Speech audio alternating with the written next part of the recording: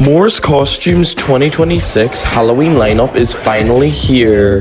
There's a lot to look at and to dig into. Even though this stuff released back in January and this video came out in April, so you could say I'm a bit late to this. Anyways, enough said and done. Let's take a look at it.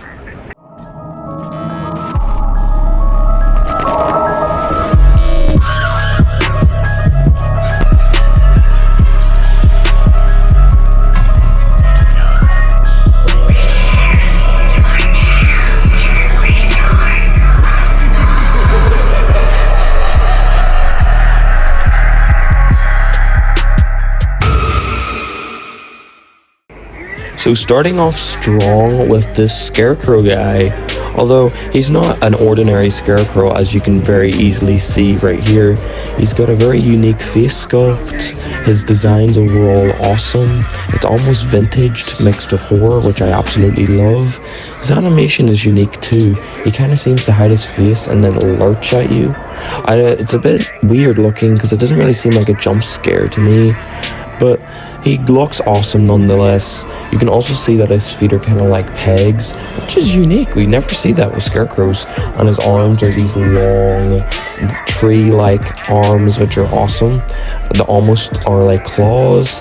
And on his head, we can see it's obviously a sack. You can see the tying at the top, which is awesome. And then he's just got an ordinary Scarecrow nose, red eyes, and overall he's awesome. You can't really make out what he's saying, but it just seems to be cheesy audio phrases, which is fine because he's still an awesome animatronic nonetheless. So that's all I can say about this guy.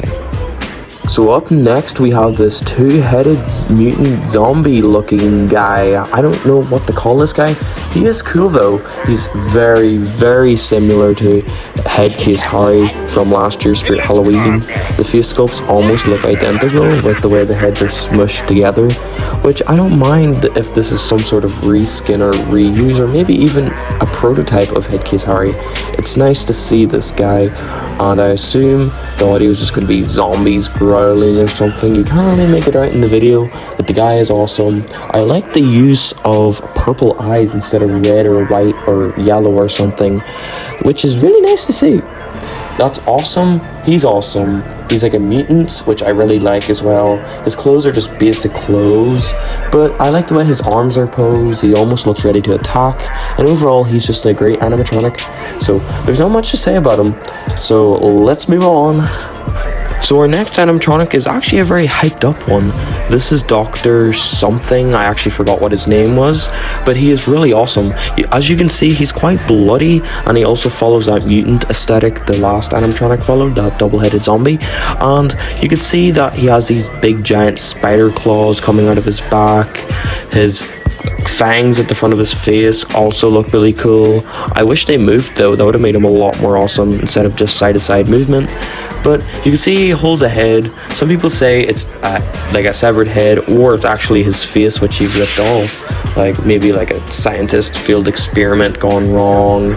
But whatever it is, he's still an awesome animatronic. Definitely scary, definitely intimidating.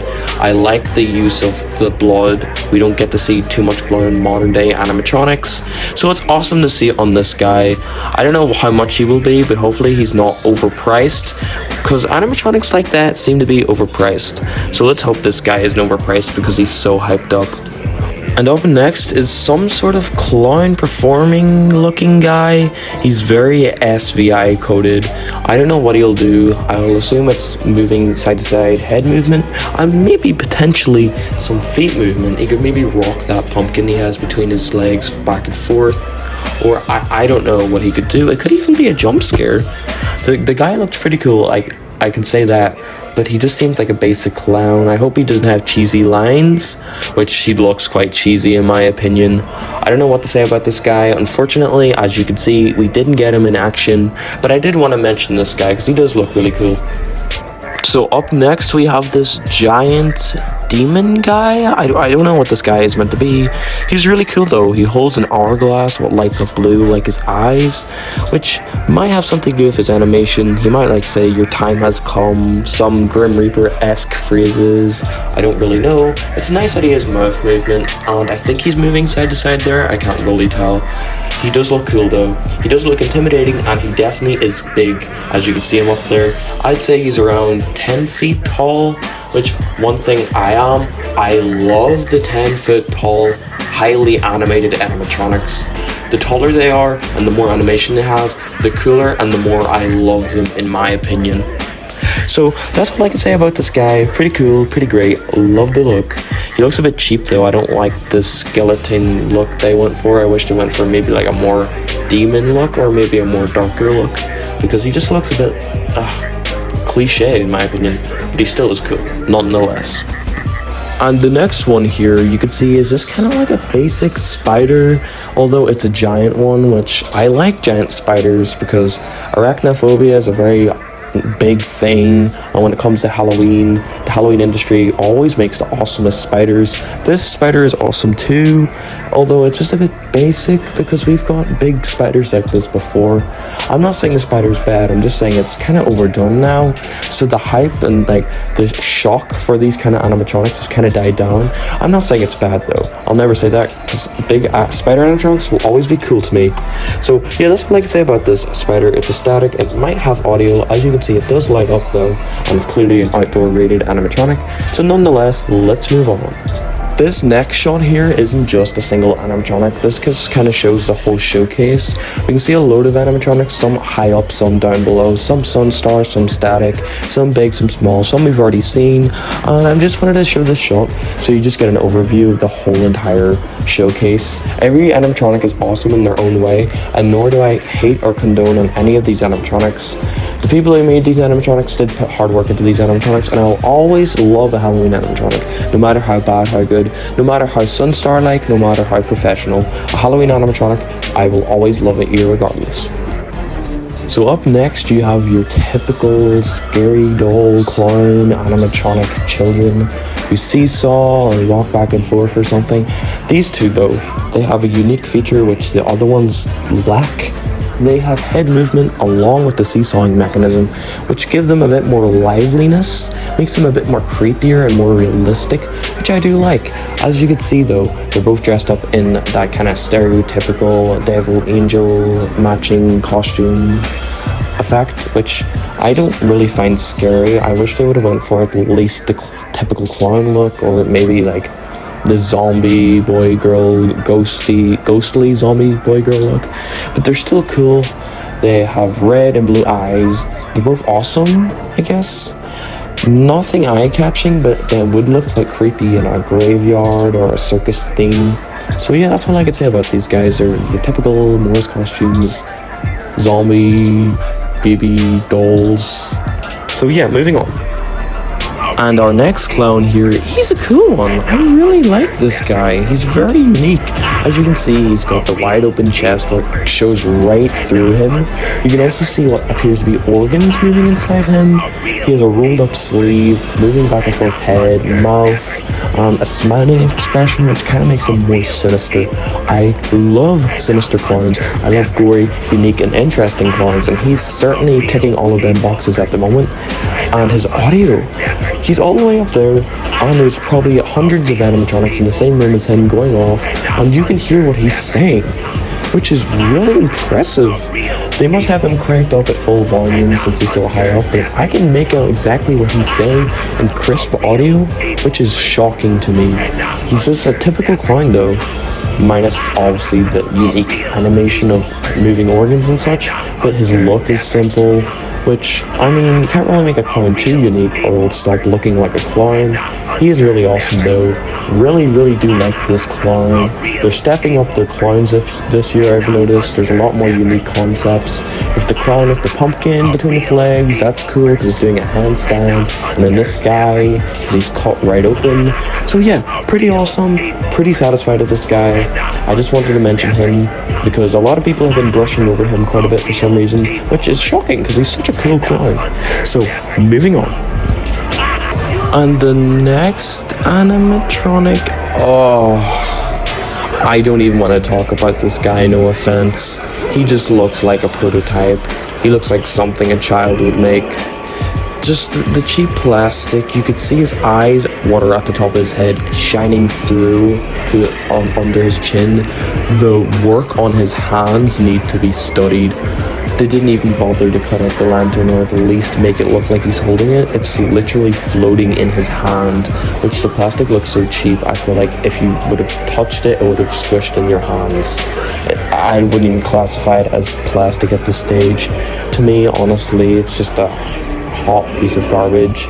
There's Wendigo animatronics, and then there's just a sad excuse of a Wendigo. I'm never this harsh when it comes to animatronics, but come on. This guy has to be a prototype, or at least sold for those lowest price you could imagine. Because if this guy is priced at $200 or $300, you can bet no one will be touching that. No matter how tall he is, his height cannot save this guy. He's just a hot piece of garbage, no offense.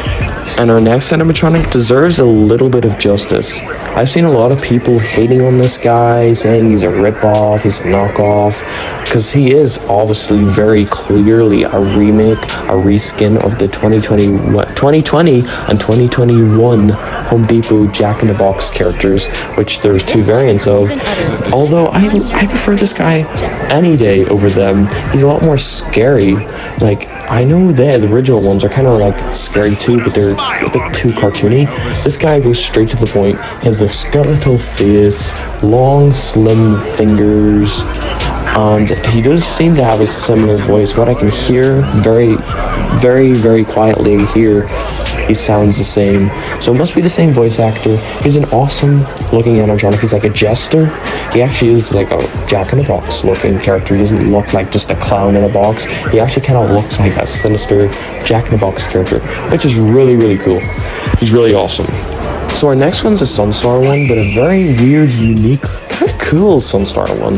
We've got this woman who's disguised as a wolf and her head pops up revealing her face, which honestly is a lot less scary than the werewolf face.